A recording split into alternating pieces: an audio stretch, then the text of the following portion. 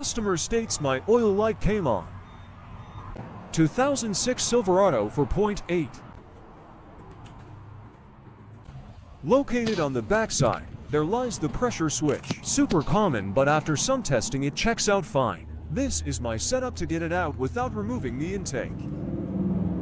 A lot of people mention screens, but there is no screen. I'll remove this engine block front oil gallery plug next. With no room, I use a box end wrench to get it loose.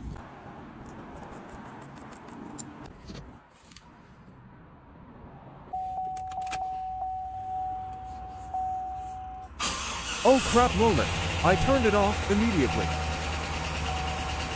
Tried a new filter just because, and no difference. Time to remove the oil pan and inspect.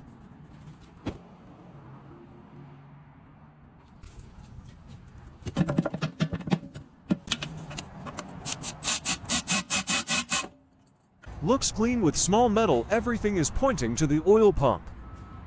Pickup tube O-ring wasn't too bad. I'm going to see if the customer wants to try a pump. This is why you never assume a really common issue like a pressure switch.